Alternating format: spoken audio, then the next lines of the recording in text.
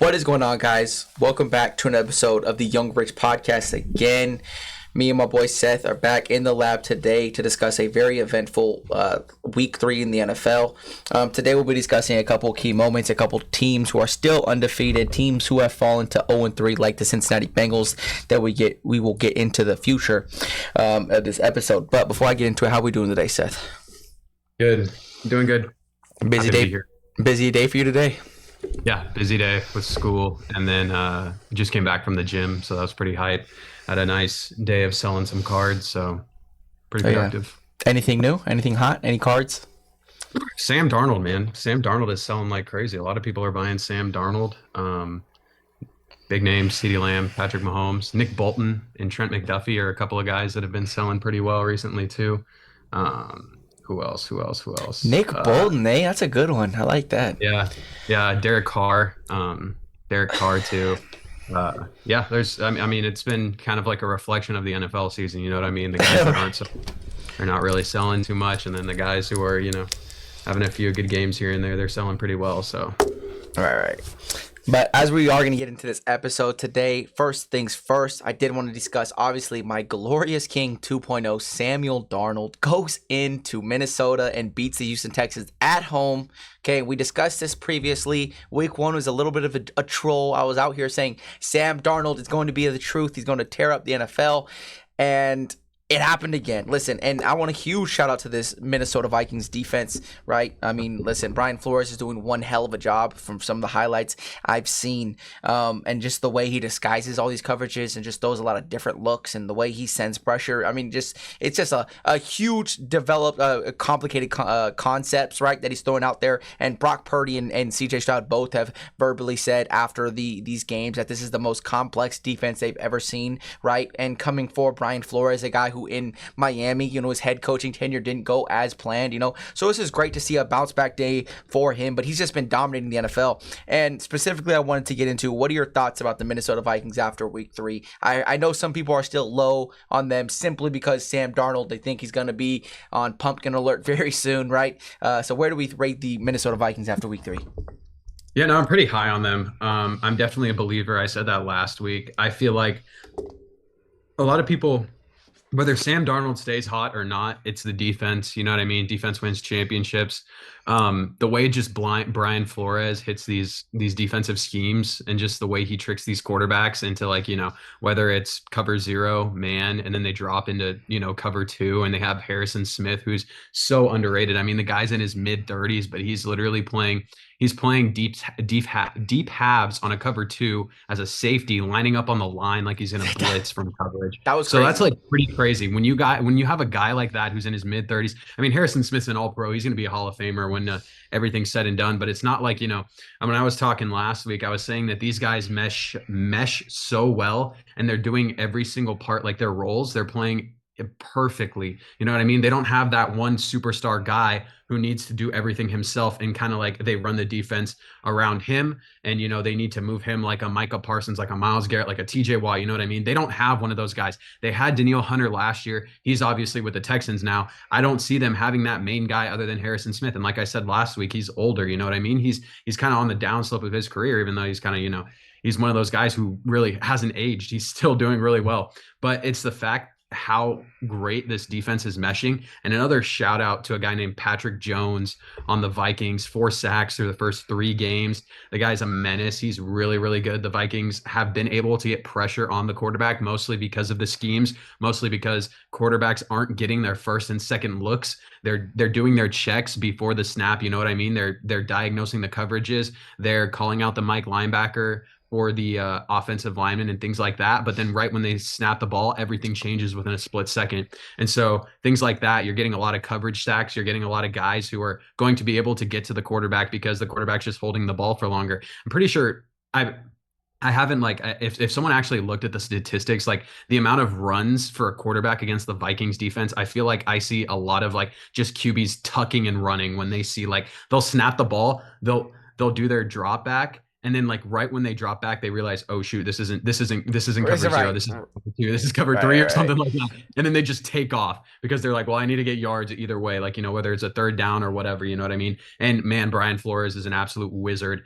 It's beautiful just watching it, and it's one of those times where like I think it's very rare where a lot of people talk about defensive schemes in a defense. They talk about the players, right? They talk about how well they're coached, but no one ever talks about the schemes. And so this Vikings defense is, I feel like it's one of those, like, it might bring on a whole new generation of defenses where, schemes and schemes and schemes. And literally, like, the Vikings defense is probably one of those that are backing the whole movement of banning cover two, which is the stupidest thing I've ever heard in my whole entire life. Mel Kiper is literally, yeah.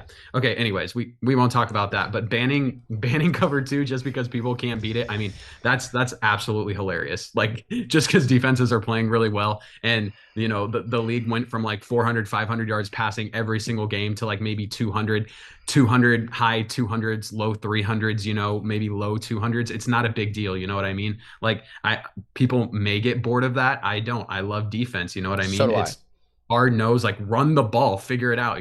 People were like, running backs are irrelevant, they're The running back is indispensable. back. The running back is Now, back. yeah, Like, running the ball is exactly. back. Now look at Jonathan Taylor and Alvin Kamara. Jonathan Taylor literally is the only reason the Colts won the game against the Bears. Like, that whole like, it was like a tale of two, like, we have two young star quarterbacks. It's going to be like an absolute shootout. It's going to be, no, that was a hodgepodge of just nothingness. But anyways, getting back to the topic, I'm really high on the Vikings because even if Sam Darnold stays the way he's staying right now, brilliant. The Vikings are going to be so good. Sam Darnold revived his career. This is the real Sam Darnold that was always there. He just never had the support. He never had the people believing in him. You know what I mean? Even if he has a stinker here or there, right? That defense being so good and the schemes and everything they're running, right? Doesn't matter. He can have a stinker. They can score maybe 12 points, 12 to 15 points, maybe 20 points on offense. The defense is great. The defense is going to be able to hold, guys to under 20 points. And the same thing too is they're really good at the run game too. Aaron Jones has been absolutely lighting it up. And as long as they can still establish that run game, Sam Darnold is going to have guys to throw to. They have the best wide receiver in the NFL. So I'm a believer in the Vikings, and I think they're going to be completely fine. And I don't see why this shouldn't continue throughout the season. And it's not like they've beat teams that are like not that great. No, they beat the Niners and they beat the powerhouse Texans, and they held Stroud. Like, that was one of Stroud's like decision wise. He was frustrated. He was frustrated. Yeah, and he was mad too. Like, when you have a guy that went to the NFC Championship and Super Bowl like back-to-back years, and then the guy who won Rookie of the Year broke all these records and things like that, and is one of the top quarterbacks in the AFC. When they both are like, dude, your schemes are like insane. Like, there's something there. You know what I mean? There's something there. So I'm really hyped for the Vikings. Yeah, and then like you said, I mean, the defense has been absolutely phenomenal, allowing 10 points per game, second behind only the Pittsburgh Steelers. I mean, second in rush defense, right, this year, and it's just, they've been great, right, which is something that last year you kind of see in the second half of the season. Minnesota got some pieces together, and they looked better defensively, and now they just took this huge step. But one of the biggest things I'm excited for is this offense, right? I mean, listen, Sam Darnold, again, I watched him in USC. I've always supported him throughout his career. I always wanted to see him thrive, right, be a USC quarterback that comes in here and does some great things. And he's done that, right? And he's playing great. You have a run game. You have a versatile running back in Aaron Jones, right? You have Justin Jefferson. You have Jordan Addison, who hasn't been healthy these last 2 weeks, right? So you add him back in the offense, and then you add a possible top 5 tight end in TJ Hawkinson, however you want to rate him, right? But in a very good, best at his position, one of the better ones at his position in TJ Hawkinson. And I just think this offense has so much more coming to it that when I see Sam Darnold with another 2 weapons consistently, TJ Hawkinson coming back from that ACL injury, we don't know how he's going to look, and then Jordan Addison from that ankle injury, this offense can be very dynamic, very explosive. Like last year, we seen this offense very high powered. Jordan Addison was making some plays. Justin Jefferson was obviously doing his thing, and I just think the potential for this defense is going to be better than what we've seen already, which is crazy to think about, because it's Minnesota Vikings, a team last year who didn't even make the playoffs, like they haven't made, I think the last time was 2 years ago with Kirk Cousins, but I'm just so happy for Kevin O'Connell, for Justin Jefferson, for this entire franchise who's been desperate for some sort of success in their state, right? Even the Minnesota Timberwolves, not a team that's been known for winning, this is something that I'm happy for the city, happy for the fans hands of the Minnesota Vikings. And I hope, and again, I'm riding with Sam Darnold. I hope he goes out here and does spectacular things. I do expect there's going to be a couple games where he struggles, but it's the NFL. Nobody's going to win 16 games or 17 games in a row. None of that stuff is possible. So definitely a team I'm excited for going forward. They're also getting TJ Hawkinson back too at some point within the next few weeks to a month, I believe. So, and he's one of the top tight ends in the game, in my opinion. So that'll also be another offensive weapon for Darnold, and hopefully Addison gets healthy too. Yeah, 100%. And that's one of those guys that I have stashed away on my fantasy leagues. TJ Hawkinson, boom, he's just been sitting there all week, so waiting for it. But the next topic of discussion I did want to get into, are the Buffalo Bills the best team in the NFL? And I'll let you start it off. This is tough. I'm going to say best team in the NFL. I'm going to say no. I definitely think they're top 5. I think if we're talking, they've played some respectable teams. The Dolphins and the Jaguars, they were beating the crud out of the Dolphins even when Tua was in the game, and then they just absolutely destroyed Trevor Lawrence and that Jaguars team. I'm still kind of waiting though for them to play like a powerhouse, you know what I mean? Like another team that they match up well with. I think this week 4, when they play the Ravens, this will be a very deciding game for me, I believe. After this week, I think if they beat the Ravens and they play well, I think then yes, I would have that conversation. Right now, for me, it's still the Chiefs, even though their 3-0 is kind of, there's a lot of asterisks there right now. A lot of people are talking about, the referees and things like that. But I definitely think for right now, I don't know if this is a hot take or not, I would have Josh Allen as the best quarterback in the NFL right now over Patrick Mahomes. No doubt. At this current moment, no doubt. Yeah. Yeah. And that's kind of a thing where many people might get mad at that, but I think it's kind of a landslide right now. I don't think Patrick Mahomes is doing that great. I think he's doing he's not being Patrick Mahomes. He's being an above average quarterback. He's doing pretty well, but that second week he did not do well. He threw for less than 200 yards, a couple interceptions against the Bengals. They were pretty bad. And then this last week, they should have lost to the Falcons, and they got bailed out. But I don't know if that's just his weapons not being there for him besides Rashee Rice, because besides Rashee Rice, Travis Kelce hasn't been there. You know what I mean? And Juju caught a touchdown, which I was pretty hyped about, but no one really there. Yeah, no one else is really there. And I guess maybe he doesn't have a run game now with Pacheco out for a while. Carson still was doing his thing though. Yeah, he was doing really well. So I don't know, but right now I would definitely take Josh Allen over Patrick Mahomes. And I think that speaks volumes to, the Bills' success the past 2 weeks. It's just been a cakewalk. And against the Dolphins too, they were kind of relying a little heavier on James Cook, but against the Jaguars, they aired it out. They were we can run the ball and win a game. Now we can pass the ball. We can throw the ball and win a game. You know what I mean? And their defense has been playing really well too. I don't have any questions about their defense. Von Miller's doing his thing at the ripe old age of 52, however old he is. He's doing pretty well. He was talking about before the season how he was just not healthy the past couple of years, and he's finally 100% healthy, so he's back at it. They got to the quarterback. They sacked, I don't know how many times Trevor Lawrence got sacked, but it was at least 4 or 5, maybe 6 times. The problem with the Jaguars too, their just run game has just been non-existent this year. ETN, sure, he got 60 something yards, but that was kind of garbage time running, you know what I mean? None of that. Towards the beginning of the game when it was actually competitive, he had 10 rushes for 12 yards, or I don't know, 8 rushes for 15 yards, something like that. And their run game has just been non-existent with ETN. It was kind of a problem the first week when Bigsby literally led the team in rushing, and then the second week did absolutely nothing. Third week now, he didn't really do nothing besides maybe a run or two. I turned off the game after the Bills were just destroying them. But Christian Kirk finally showed up, I guess, as the Jaguars' number 1 receiver. He had 80 yards receiving. Finally, he did something. But the Bills, if we're talking about best team in the NFL, I don't think they've trumped that yet. I definitely say they're either 2 or 3. I don't know who I would put it 2 or 3. To be honest with you, off the top of my head, but I just can't put them over the Chiefs right now. If they beat the Ravens, if they do really well, if they keep, the consistency that they have been, then I would 100% have the conversation.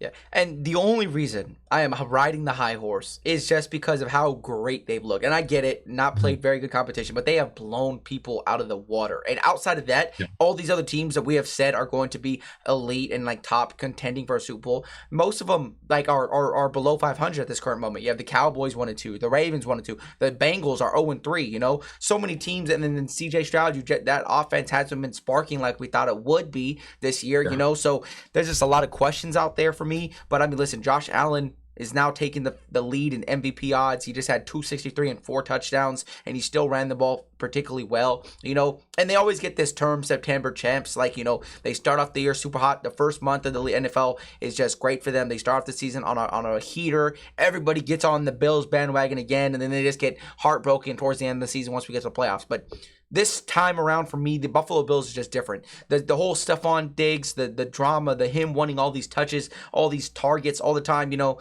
to me was just I don't like diva receivers, right? I think it's a huge problem for like just the aura in the room, right? In the facility, having a guy demanding that much targets and having that much drama verbally, visually on the sideline. You can tell Stephon Diggs caused a lot of drama last year, and I'm just glad it's out the room. It's out, it's done with, it's over there in Houston, right? And I just think this version of Josh Allen, a version of Josh Allen that we question, could he ever not turn the ball over? And other than week 1, the very first drive of the second drive of the game against the Cardinals, the lost fumble, he hasn't turned the ball over at all. Yeah. And if I'm getting a version of Josh Allen where he's not only not turning the ball over, but he's also getting everybody involved. I mean, you have seen Shakir get a touchdown. You've seen Dalton Kincaid get involved. You've seen Keon Coleman get involved. Like, there's just so many guys getting it. Even Curtis Samuel got himself a little touch in there, you know. But I mean, there's just so many different dynamics to this team now. And when Josh Allen is playing like this, it's not like, you know, like he had Stephon Diggs, where he had to force feed him the ball. You had to get that guy, that all-pro receiver, all these touches, you know, to make him happy, to make him satisfied. And it's just a different vibe over here. You know, we looked at the Buffalo Bills as a team that's, you know, fell short in the past, and then you kind of thought this whole year was going to be, you know, a downhill spiral. You know, teams, I heard a lot of people saying they're not going to take the Bills to win their division or even make the playoffs. Like, we've all heard those takes, and I just think the version that we see of the Buffalo Bills right now is just better than last year. Like, just when it comes to continuity and the way they play. They run the ball. You got a great running back. You have a Josh Allen guy who the last 2 weeks hasn't had to be Superman to win a game. And when you have Josh Allen, you know, kind of hitting in the back seat to win these games. Yes, he had 4 touchdowns last week, but that's just because how bad the Jacksonville Jaguars really are defensively, you know. But no, I'm excited for this team going forward. And even if they do lose to the Ravens, because the Ravens are very, very desperate at this current moment, 1-2. You know, they don't want to be that team that's 1-3. So I think this is like a very desperate game for the Baltimore Ravens going into this week. So even if they lose that game, I'm not going to hold it too much against them, right? Because that Baltimore is going to come in very desperate, looking for another win, trying to, you know, get their playoff hopes straightened out. But I am definitely a fan of the Buffalo Bills going forward.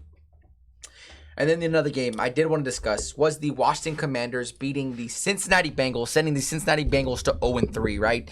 And listen, I know we discussed a little bit of this upset possible potential, you know, and it actually happened, but I mean, listen, I just want to say huge shout out to Jaden Daniels. I mean, listen, 21 for 23, 254, 3 total touchdowns. He's an absolute star, right? And I've been saying this all year. Once Terry McLaurin gets a solid receiver, once they get this offense going, he's going to come out here and make plays. 4 receptions, 100 yards, and the game-winning touchdown where Jaden Daniels sat in there and delivered an absolute strike. He knew he was about to get hit. He took a shot to the chin, and he still delivered an absolute dime, right? And for me, this was just a heartbreaking moment, obviously, for Cincinnati, but I was happy for Jaden Daniels because that was a guy that I was very high of coming out of college. I thought he was the most pro-ready coming out from day one, and he has been just that. I mean, leading the league in completion percentage, I believe, or top 2, if not leading it, right? And he's just been absolutely phenomenal. He hasn't turned the ball over at all, and his dynamic ability, his ability to run the ball when he wants to is just absolutely insane. It's absurd. It's just so hard to cover, right? And especially with all the trash talk that was going in before this game, the Cincinnati Bengals were talking a lot of trash. You know, saying that this is a college-style offense. They're not asking him to do much.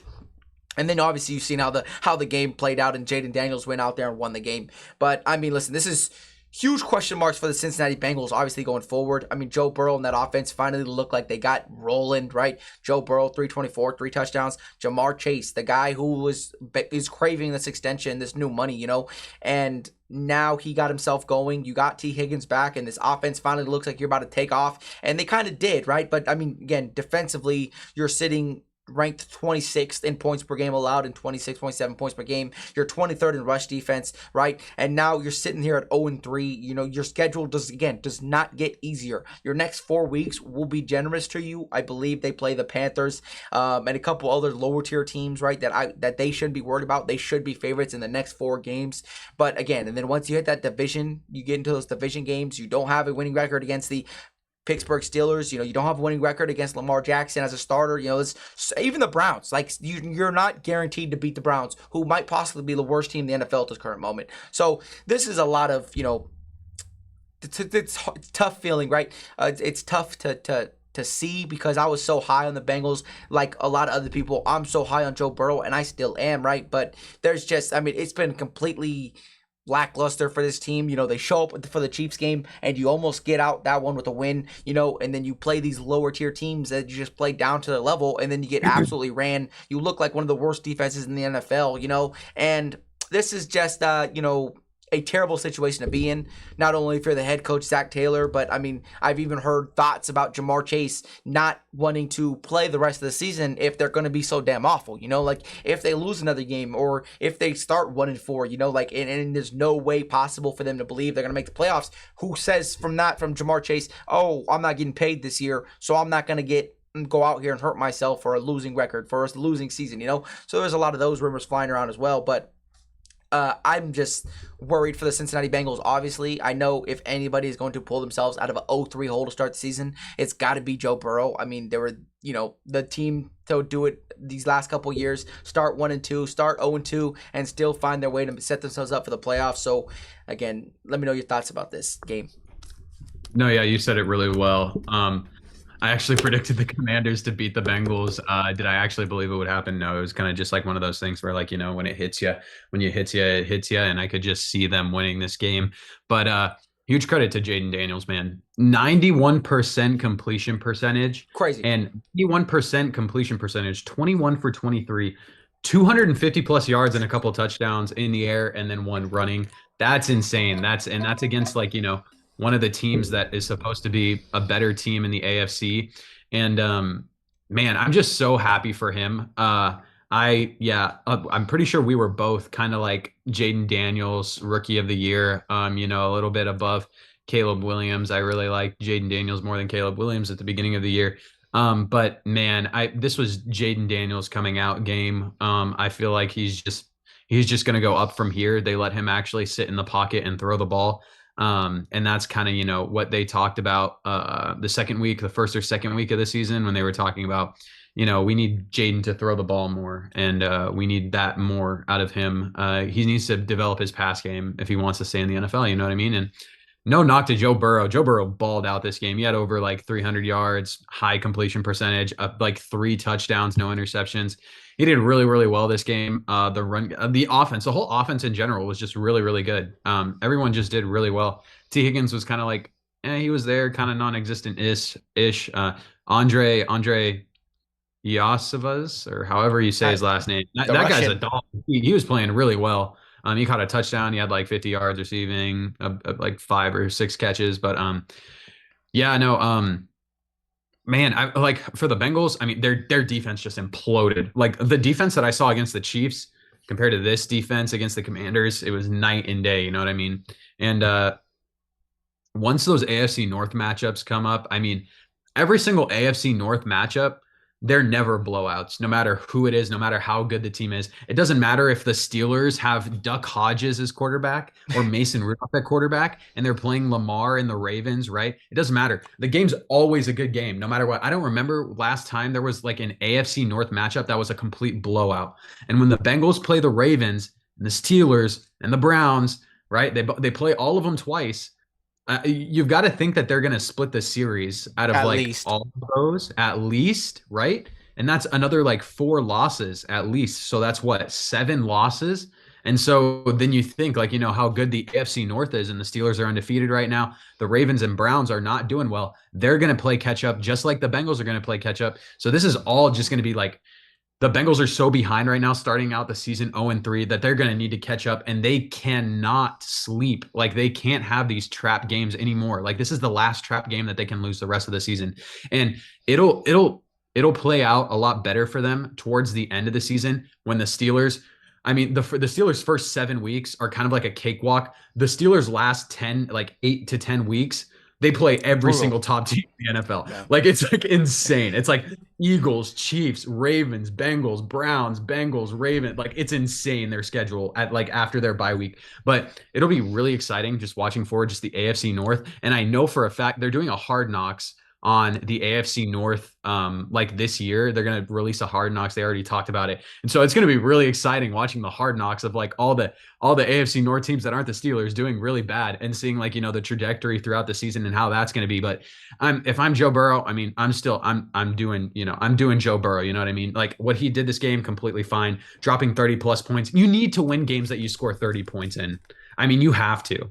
Like it's just ridiculous what the defense did. But kudos to Jaden Daniels. I'm panicking if I'm a Bengals fan. They cannot lose any more games. Like they can't go 1-4. They need to win their next few games and get back to 500. Yeah, at absolute worst, you know what I'm saying? Because their next 4 games, I don't remember exactly who they are, but I know they played Carolina once through that stretch, and like their next 4 games, they should 100% I be think they favored. play the Ravens in a couple weeks too, like week 5. I think they play the Ravens, so that'll be a good game. And both of those teams are going to be fighting for a win too, so Yeah. it'll be interesting. We'll definitely see how that go. But discussing about the Ravens, obviously the Ravens go into Dallas and win a must-win game to prevent themselves from falling to 0-3. Give me your thoughts about this Ravens Dallas game. They finally gave the ball to Derek and just let Derek work, man. Oh my gosh. You talked about it, and I knew it needed to happen. They needed to run the ball and run the ball and run the ball, right? Derek went off, and that, like, they knew the Cowboys. Oh my gosh. The Cowboys defense is so bad. I don't know, like, what's wrong with the Cowboys defense, but it feels like they can never get a stop. Like, no matter how good the offense is, how good Dak's doing, you know what I mean? How good they're moving the ball, they're scoring points, whatever. That defense is horrible. I would say it's one of the worst in the NFL right now. I mean, like the Panthers defense is pretty bad. There's a few other defenses that are pretty bad, but no, like the Cowboys defense. And I thought this was going to be a defense that was going to be really good. You know what I mean? Micah Parsons, they were known as one of the top defenses last year. I think they were literally the top scoring defense in fantasy last year, which is pretty crazy to think about. A lot of that's probably from Duron Bland getting like 20 pick sixes. You know what I mean? Like how ridiculous he was. But man, these Cowboys, the defense, they need to figure it out. Like the defense is just, it's one of the worst defenses. I've been watching like the Cowboys games in general the past few weeks. It is hard to watch that defense. Like everything just feels like they can't get stops. There's big plays here and there everywhere. And teams now know that they cannot stop the run. With Kamara and with Derrick Henry going off, teams are going to run it down their throat until they can stop the run. You know what I mean? And I don't know what's wrong with Micah Parsons. You know what I mean? Like their teams are running at Micah Parsons this year. Non-existent. Like he's non-existent this year. And I don't know what happened. I don't know if he's gassed, if we're talking about like, effort, if we're talking about, him just being gassed on the defensive front because he has to do a ton of different things.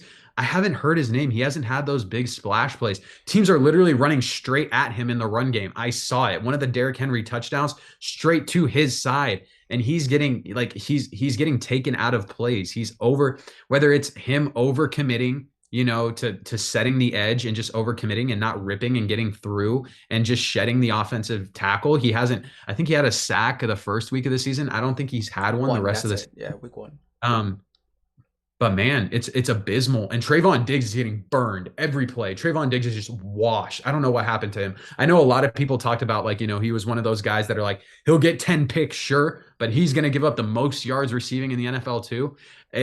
He hasn't had those. I think he maybe has one interception this year, but like he's burnt in coverage. Like he's getting burned and burned and burned. And we saw what the potential of the defense, right? Week 1 against the Browns. You know what I mean? We thought that was going to be a lot better of a game. That defense absolutely shut down Deshaun Watson and the Browns. I thought the Browns were going to do better. But I mean, now knowing how bad the Browns are and how bad that offense is, I think that was it was very deceiving. It was a very deceiving game. You know what I mean? So going forward, this Cowboys defense needs to figure it out, or they're not going to make the playoffs and they're going to lose at least 10 games.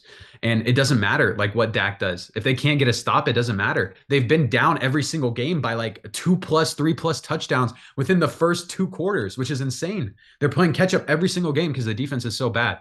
And when we're talking about the Ravens, they need to, that is their identity right there. Run the ball. Run the ball. Run the ball. Give it to Derek. Let Lamar run RPO. Stick to RPOs. Stick to Derrick Henry running the ball. We talked about not letting Lamar throw the ball so much, right? Stick to running the ball with Derek.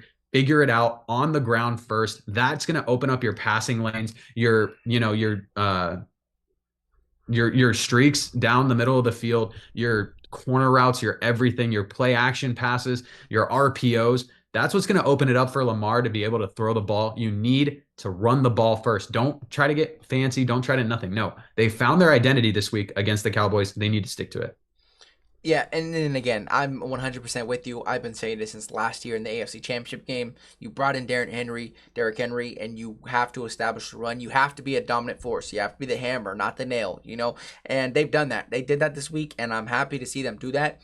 Yes, the game got very close to the end, right? And a lot of that just had to do with that onside kick that just went haywire and then allowed them to come back and score again, Right. So, but again, 280 total yards for Lamar Jackson, 2 total touchdowns. Derrick Henry, 23 touches, 151 yards, 2 touchdowns. That was the point of emphasis for me. I've been saying this since they got him. You have to run the ball, especially with Derrick Henry, a guy who the more touches he gets, he's a volume back. The more touches he gets, the better he's going to be. Second half, late in game, when he wears down this defense is when he starts really getting it going, right? And that's what he did this past week, right? And like you said, with the huge lead they had basically the entire game, they can kind of just play ahead, just run the ball, control the clock, manage the game that way, and that's exactly what they did. Things did get scary at the end, right? That whole Baltimore Ravens, for a second, I really did think they were going to blow this game, right? But again, Lamar Jackson came out and played an excellent game. He had 2 of the biggest plays of the game late in that last drive of the game.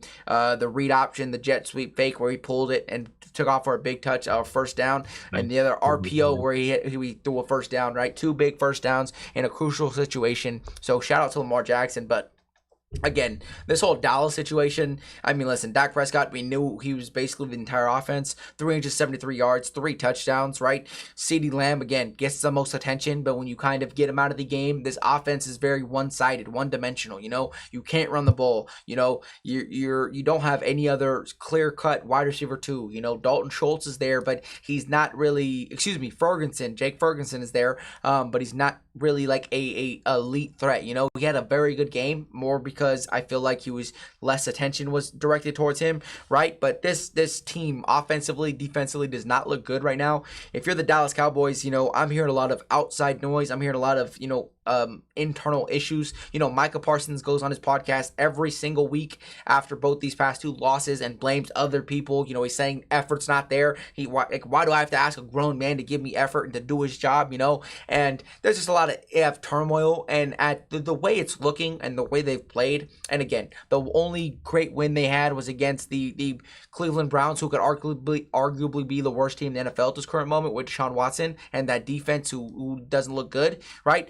They haven't done anything. They haven't proven it to nobody. And when you're playing the Giants against another team who the last 2 weeks you've seen them try to run the ball, right? And so that's another little point of emphasis. Who says the New York Giants don't come in here this next week, tomorrow, right, and just run the ball for 200 yards against them because they've let everybody else do it. So there's a huge a lot of concern for this team, a team that was, at one point guaranteed to give you double-digit wins, guaranteed to lock up a playoff spot, and it's just, I think it's going to fall down fast. It's going, this train is going to crash very fast. It's going to be a train fire. It's not going to be pretty to end the season, especially once you get into the tougher part of the schedule. They will have to play Houston. I believe they will have to play the Chiefs eventually. You have to play the Eagles twice. The Commanders now, dark horse team, not a pushover team no more. So we'll definitely have to see how that all plays out. But definitely the Dallas Cowboys. I've never been happier, to be honest with you, to see them in that situation, because I have every Dallas Cowboy fan possible texting me, oh, our defense is garbage. I'm like, hey, Let's go Cowboys, baby, as they're down 40. Another two random takeaways too, just for the Ravens and Ravens fans out there, because I watched the AFC North pretty quickly. One, Justin Tucker is missing a lot of field goals Oh for my some God. reason. It's kind of scary. Watch Like alert. yeah, like after Watch like alert.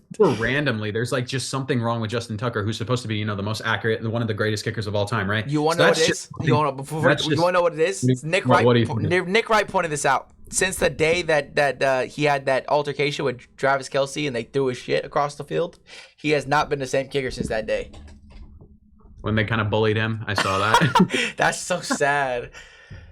But so yeah, that's just a random takeaway, just to watch just for the rest of the season. You know what I mean? Like the Ravens have leaned on Justin Tucker pretty heavy in close games, and a lot of these games are getting pretty close. And so, man, I hope Justin Tucker is able to make those 50-yarders to seal the game or to tie the game. You know what I mean? So it'll be interesting watching that forward. Also, just another quick shout out to Kyle Van Noy, 33-year-old, reviving his career at the Ravens. He's doing so well. 4 sacks the first 3 games. He had a couple against the Cowboys. He's just doing very, very well. He's looking like an absolute dog, like his prime Patriot days. So just shout out to him. No, he was going crazy. These last 2 weeks specifically, he's been absolute dog. Like possibly the best defensive player on that team. These last 2 weeks now. And I was like, I'm not gonna lie, I forgot he was even there. And then he just kept making play after play after play. And then I was like, okay, Kyle Van Noy, Super Bowl champ. You know what I'm saying?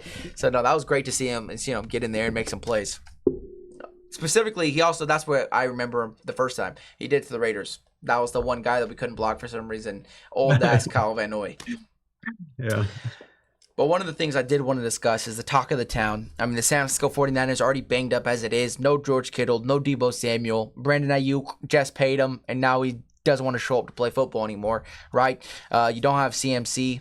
And now we're hearing news, right? He's already put on IR. Now we're hearing news that CMC was sent to Germany to see an Achilles specialist, right? And now, for me at least, this just screams that this Achilles tendonitis, whatever it is, yeah, it's going to be way more severe than what everyone, at least what they put out and said it was about, right? Because there's no way, obviously, that you're going to Germany to see a specialist, an Achilles specialist specifically, if it's not absolutely severe. Like, to me, for whatever reason, I don't know everything going on. I'm not, in that type of connection with some of these people, but it just sounds like this could be a possible, like, career-altering type injury if it's this severe, right? If you're sending him all the way to Germany to go out there and not have and to send him out there to go get it looked at, right? Because obviously he was the best Achilles doctor or whatever in the world or whatever, yada yada.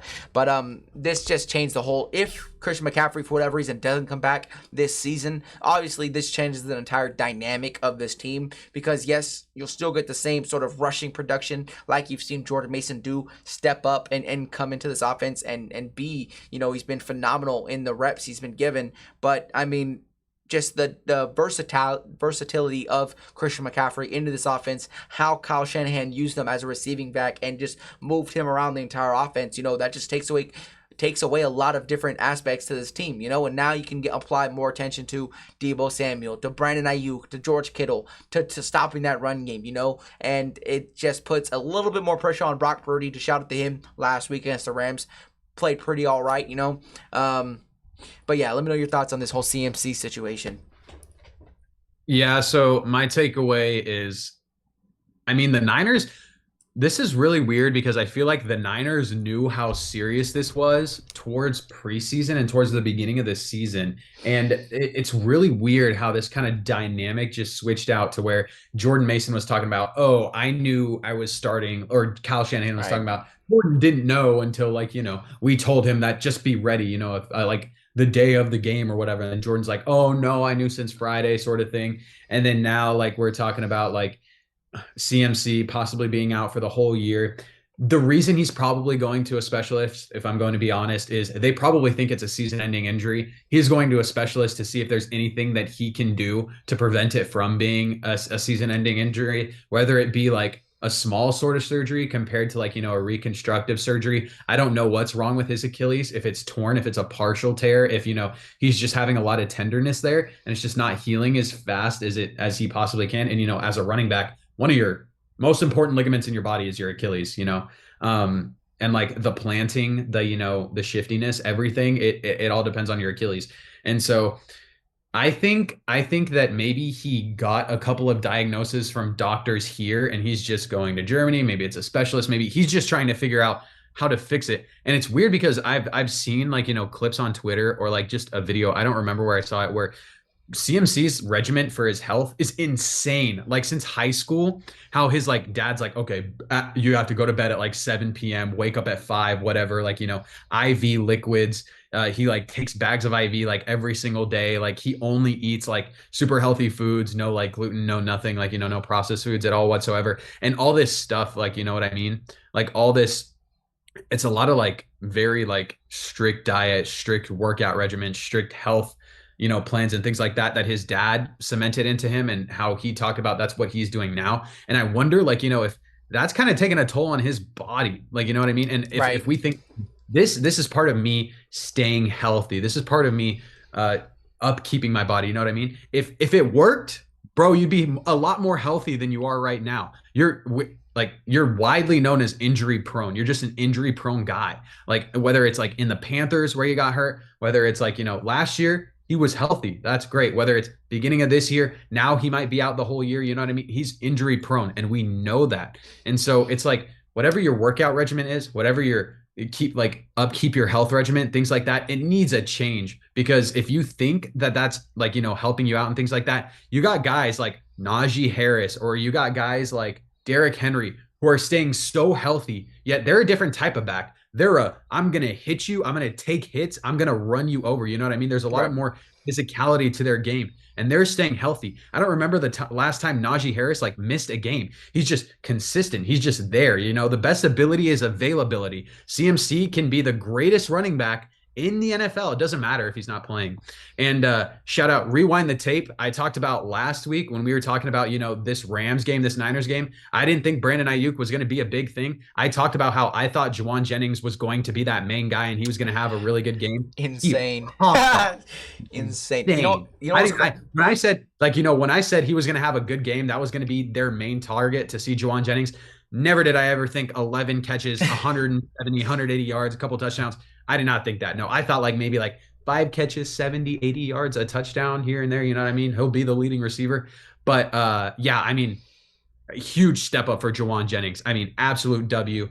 Beautiful. Thank you, Juwan Jennings. Brock Purdy, absolutely solid. He just did his thing. He just, and when we're talking about, this Rams defense is just really bad in general. It's not great. It's going to be exciting seeing Brock Purdy like just throughout the year with like all these injuries. We can actually see kind of the type of quarterback he is. Obviously, with the system, you know what I mean? He's still going to have guys that get wide open and things like that. But now he's missing everybody. We talked about him. The season started too, right? We talked about, are we ever going to get that point where we see Brock Purdy, like see if he's like actually a competent quarterback and pretty good, right? And this game for me, it was kind of like, it was refreshing. It was very like, okay, Purdy threw for 300 yards, 3 touchdowns, high completion percentage rate, no turnovers. You know what I mean? He had Ayuk out there, did nothing. I mean, okay, he did like, 40 yards receiving, whatever. And then he just got Juwan Jennings the ball, you know what I mean? And some of the throws that he was making were really good throws too. So if I'm the Niners, I'm still not panicking if I'm the Niners, you know what I mean? I just think the Niners defense has not been what I thought it would be. They got Talanoa Funga back, which is hype, right? Which is absolutely hype. But Fred Warner this past game only had 3 or 4 tackles. They just, I don't know, they just spread the box out. You know what I mean? There were a lot of big plays that I was just mad. And the Niners would have won this game. The Niners should have 100% won this game if Ronnie Bell did not drop the ball. Ronnie Bell, I don't know if you saw that or not, but Purdy threw an absolute dime to Ronnie Bell, literally hit him in the hands, hit his chest, and he dropped it. And I know like every single Niners fan that I like was checking like, Bleacher Report, live chat, Twitter, they were calling for Ronnie Bell's head. The game should have been over. It was a first down. It would have been over right there. But no, they had to punt after that. And then obviously Matt Stafford being Matt Stafford, the oldest consistent guy, like, like he's like, he's still there. Kyron Williams did really well on the ground. I mean, not very productive per se, like 3.5, maybe. Kyron Williams I turned less into than 4, but he had a couple of touchdowns. Yeah. Tutu Atwell, bro. Like you can't let up like those long, like those big plays to Tutu Atwell. You know what I mean? Like guys like that. And like, I mean, the receiving core kind of stepped up ish. Tutu's kind of one of those guys where like you plug and play. Sometimes he'll have a huge game. You know what I mean? Things like that. He reminds me a lot of James Washington from the Steelers from a long time ago. But happy for the Rams. Niners fans, don't panic. I think it'll be fine. Yeah, I guess it was a trap game, sort of, not really. Purdy, like, that offense, don't panic. The offense is still like, there's just things that happen that just the Niners aren't able to score and keep going, whether it's a drop, whether it's just like a 3rd and 2 incomplete pass. Like, it's like every time I see it, it's not like the offense is not bad. They just keep getting like, 3 and outs that like, I feel like it leaves a bad taste in your mouth. We're like, oh, that should have been a good drive. Oh, we should have gotten 6 points there. We shouldn't have gotten 3. Or, oh, Ronnie Bell drops the ball and they should have won the game. You know what I mean? So Right. I'm not mad. It was, yeah. Yeah, but again, I think the biggest thing for San Francisco going forward is the health, right? I mean, ultimately, that's what it is. Everybody's getting older. Debo Samuel, since you paid him, has just become an injury-prone guy, so you know he's going to miss games. CMC, you've already said it, injury-prone guy. That's what we think about him. When you say CMC, you can't have those two, like, not together, And then George Kittle being as reliable as he is, not him not playing. He's always going to miss a game or two every year, it seems like. And then Javon Hargrave, tearing his tricep or his bicep, whatever it ended up being, So that was a blow. That was so bad. yeah, and then they were already kind of, in my opinion, not as deep in that defense as they have been in the past. You had to pay Bosa, you had to pay Warner, right? You brought in Chardavius Ward, who became great, right? And then so there's just a lot of different things you had to do, and I just don't think this defense is as great as it's been in the past. And the one thing about this entire team, all these guys are 3-4 years older than what they were, 4 or 5 years ago, right? When you got these guys on rookie contracts, the younger version of Javon Hargrave, Tafunga on his rookie deal when he was a rookie, and so it's just different. It's just a different team. Age and health is going to be their biggest concern for me, because obviously we know the product they can put out when they're all together and healthy and what they're going to do. But again, aging team. This is one of those teams that, it would suck to see them lose because of injury, but we've seen that happen for the San Francisco 49ers before, so it would be nothing new, But the last thing...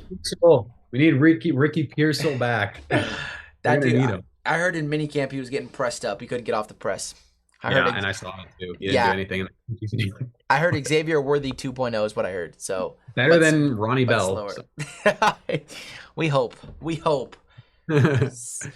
But the last thing I did want to discuss before closing out this episode is some week 3 overreactions. And I'll start with my first one. Doug Peterson gets fired after week 4 versus Houston, which would make him the first head coach to be fired that quickly through a season, to not make it through half the season.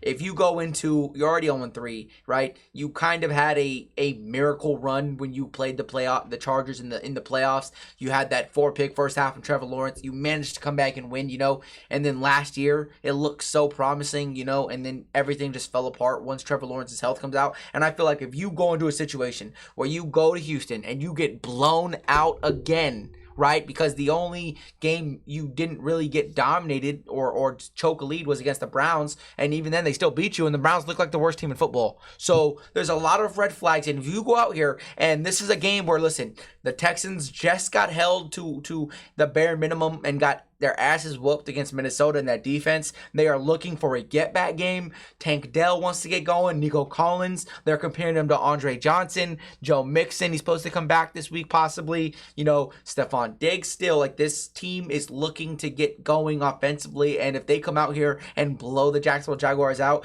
I can see Doug Peterson being fired by Sunday night. I like that.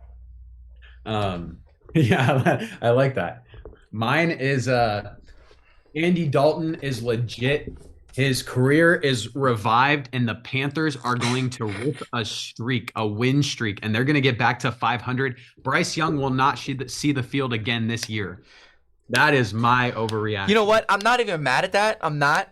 But like Andy Dalton, just imagine, because I thought the same thing. I was like, what if? Because like, no, Pat McAfee was talking about it. Pat McAfee was like, listen, Sam Darnold came in here and did this stuff. He left, right? He came in here and rejuvenated his career. Baker Mayfield rejuvenated his career. Geno Smith rejuvenated his career. Now you're seeing Sam Darnold do it in the flesh. Who's to say Andy Dalton is not next? You know, like that would Red be rice, baby. absolutely crazy. Like just imagine that Deontay Johnson, an All-Pro receiver this year, J.C. Horn, an All-Pro defensive back. Like that would be Cuba Hubbard absolute. Pro Bowl, baby. Like you Cuba. know, oh, Cuba. that would be absolutely insane. Oh my goodness. But Mhm. another, I mean, it's not a crazy overreaction, but I heard somebody else say it, and I could totally. And to me, I just think it's possible, right? I predict the Pittsburgh Steelers to win the division.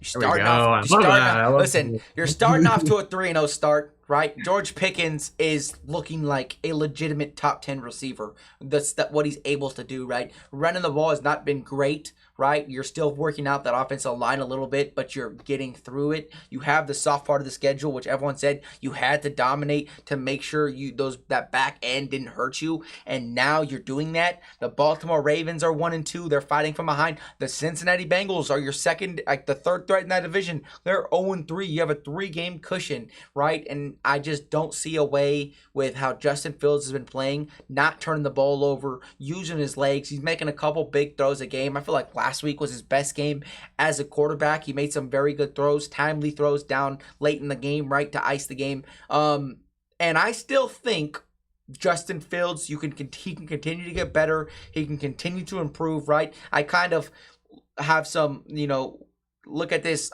lack of production passing wise with a grain of salt due to the fact there's only one legitimate receiving threat in George Pickens. But with how great, because I've said this before, but with how great this defense has looked, I mean, it's not. I understand they've played Kirk Cousins fresh off an injury. You played the Denver Broncos. You played Justin Herbert, Beat up, who beat up Herbert. Yeah. right, but who's it's all right. That you guys still played phenomenal, right? But defensively, you just look so good. TJ Watt again is just an absolute menace. And when TJ Watt doesn't have to have a TJ Watt type game, and you still look like the best defense out there, this team can get very very scary with at least a B- quarterback play. And when you got a B- quarterback play in this type of awesome offense, in this type of situation that's not turning the ball over, right?